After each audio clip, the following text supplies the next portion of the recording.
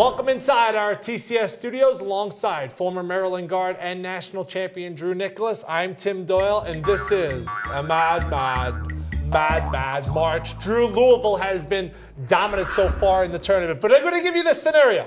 Would you take Louisville or the field left standing as far as winning it all? I'm going to take Louisville just because I feel this is a team on a mission. And now also with their extra motivation to win for Kevin Ware, who had that gruesome leg injury, I can't bet against Louisville. The combination of their pressure defense, their backcourt play, and Gorgie Dang inside, who's dominated the paint both offensively and defensively, Louisville's not going to be beat. All right, Drew, let's move to who's going to cut down the nets at the end of the day. Would it mean more? Well, obviously it's going to mean a lot to all the coaches, but who would it mean more to? Rick Pitino or Jim Boeheim as far as legacy goes? Well, I'm not exactly sure when you're talking about legacies. Both of these coaches are Hall of Fame coaches. They both got a national championship ring. But if I had to choose, I would say Rick Pitino because he would be the first coach ever to win a national championship at different schools. He had one in Kentucky, and now for him to have one at Louisville, I think that would be the choice. Yeah, for me, it's going to be Boeheim. I just think because Boeheim has had all these wins,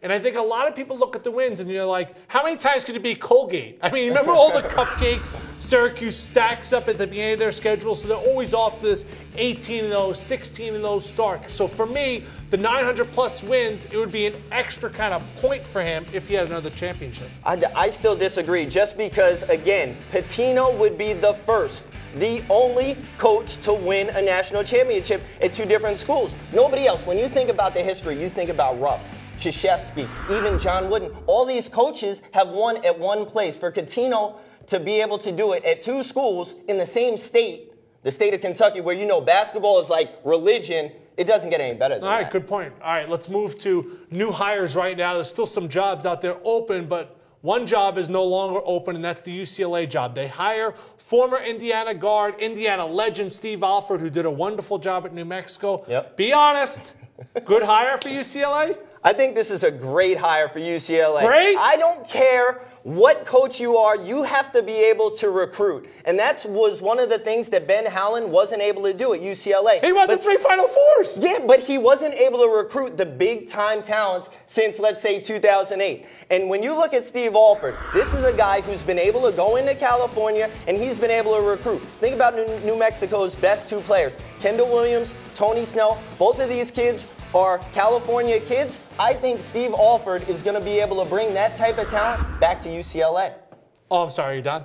Yeah, I'm done. I mean, he wasn't even their third choice for crying out loud. I mean, Steve Alford, hats off, you have great hair, okay? And you did a wonderful job at New Mexico. But you were never able to make that splash in the tournament. And this year, your RPI, you know, was 3 or 5, whatever it was, you embarrassed yourself in the tournament. You got knocked out early. You didn't make that splash run. And I'll be honest, UCLA is a job no one wants to take right now because expectations are sky high. Ben Howland, heck, he won the Pac-12 and they fired him. I think Steve Alford, it's a good hire. I think it's an impossible job to win at because you can't keep the fans happy. Well, see, I disagree because when you look at UCLA, Shaka Smart and Brad Stevens, they didn't want the job because they didn't want to come up and step up to the line of pressure. Steve Alford, this is a guy, he goes all the way back to when he was playing high school basketball. This kid lived under pressure. He was playing in front of 10,000 people every night. So I think that this is a guy, he's going to be able to do it at UCLA as long as he continues to get the type of kids that come out of California every year. You know they have great players that come out of California every year, so he's going to be able to get it done. Well, he's got to get the players to stay in state and want to stay home. He's also going to have to go to some Final Fours and eventually cut down some nets to keep the fans, alumni, students there in Westwood really happy. For Drew, I'm Tim. Thank you for watching.